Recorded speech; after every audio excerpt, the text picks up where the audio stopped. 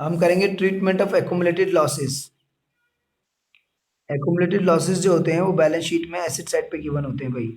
Accumulated profits liability side पे given होते हैं और एक्यूमुलेटेड लॉसेस हमें एसेट साइड पे गिवन होते हैं बैलेंस शीट में। तो ये लायबिलिटी साइड है और ये एसेट साइड है। एक्यूमुलेटेड लॉसेस हो गया जैसे P&L का debit balance, advertisement suspense account. Question में अगर सिर्फ P&L लिखा है, ये मेंशन नहीं है कि डेबिट बैलेंस है क्रेडिट बैलेंस, तो फिर हम क्रेडिट बैलेंस ही एज्यूम करेंगे एक्यूमुलेटेड प्रॉफिट। जब डेबिट बैलेंस मेंशन होगा तभी हम डेबिट बैलेंस एज्यूम करेंगे।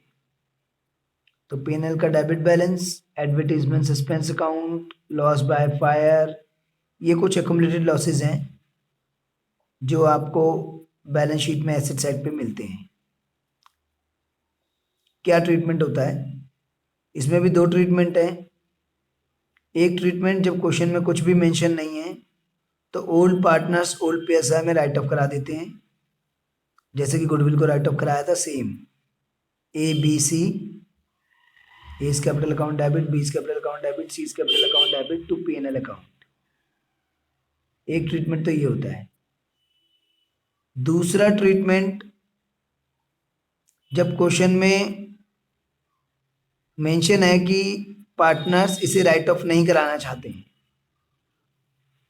तो उस दूसरे केस में इस अमाउंट को गेन सेक्रीफाइस से इनटू करते हैं और एंट्री जो इनटू करते हैं और इनटू करके जो अमाउंट आता है एंट्री जो पास करते हैं वो करते हैं sacrificing partners capital account debit to gaining partners capital account. चलिए ओरल हो गया, अब इसको कर लेते हैं। तो बैलेंस शीट में P&L दे रखा है डेबिट बैलेंस 15,000 का। ABC पार्टनर है 5:3:2 और न्यू PSR 111। तो वही old share minus new share करोगे तो A का सेक्रीफाइस आएगा 5/30 का, B का गेन आएगा 1/30 का, नेगेटिव सेक्रीफाइस तो गेन हो गया, और C का गेन आएगा 4/30 का। जब आप कैलकुलेट करोगे ओल्ड माइनस न्यू से तो A का पॉजिटिव आएगा और B और C का नेगेटिव आएगा, यानी उन दोनों का गेन होगा। तो पहला केस है जब क्वेश्चन में कुछ भी मेंशन नहीं है स्पेशल।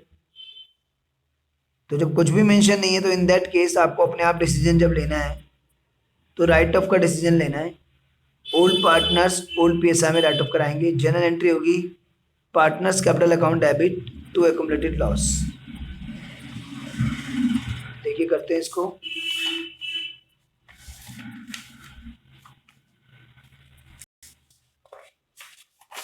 ये देखिए यहाँ पे पार्टनर्स ABC थे और 532 थे 5:3:2 में। तो A capital, B capital, C capital to P&L account.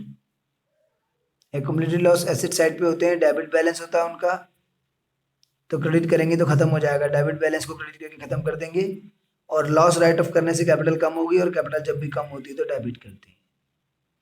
जब लेजर पोस्टिंग की बात कर रहे हैं तो A के डेबिट में, B के डेबिट में, C के डेबिट में। A के डेबिट में 7,500, B के डेबिट में 4,500, C के डेबिट में 3,000, नाम आ गया P&L। और न्यू बैलेंस शीट की बात करेंगे तो उसमें P&L खत्म हो गया क्योंकि पार्टनर्स ने राइट ऑफ करा दिया है, तो अब वो खत्म हो चुका है, अब वो न्यू बैलेंस शीट में नहीं आएगा। ये तो हमारा केस 1 था। लेकिन अगर क्वेश्चन में लिखा है partners decided not to write off, partner ने डिसाइड किया कि राइट ऑफ नहीं करना है, इन दैट केस क्या करेंगे? देखिए जो P&L का जो बैलेंस था हमारे पास 15,000, उसको गेन और सेक्रीफाइस से इंटू करेंगे। गेन सेक्रीफाइस से इंटू करके अमाउंट आ जाएगा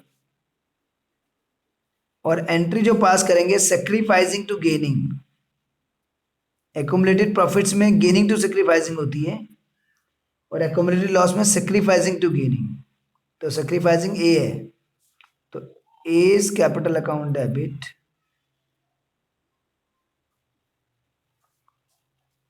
टू B's कैपिटल अकाउंट और टू C's कैपिटल अकाउंट। तो B और C गेनिंग पार्टनर है और इनकी कैपिटल क्रेडिट होगी। एक्यूमुलेटेड लॉस को जब राइट ऑफ नहीं कराना है तो एक्यूमुलेटेड लॉस को गेन सेक्रीफाइस से इंटू करना है और उसके बाद जो एंट्री पास करनी है वो करनी है sacrificing partners capital account debit to gaining partners capital account. अब ए डेबिट है 2500 से, तो ए के डेबिट में 2500 आ गया, 500 और 2000 नाम आगे क्रेडिट वाले बी और सी। ए के डेबिट में 2500 है, तो इसलिए ए के डेबिट में 2500 आ गया, ये नाम आ गया क्रेडिट वाला बी और सी। और बी और सी के क्रेडिट में 500 और 2000 आ गया, नाम आ गया डेबिट वाला ए। और न्यू बैलेंस शीट में पीएनएल एज इट इज रहेगा, क्योंकि हमने जो है राइट ऑफ नहीं कराया है, पार्टनर्स ने आपस में कैपिटल के थ्रू एडजस्टमेंट करी है, तो न्यू बैलेंस शीट में पीएनएल एज इट इज रहेगा डेबिट बैलेंस।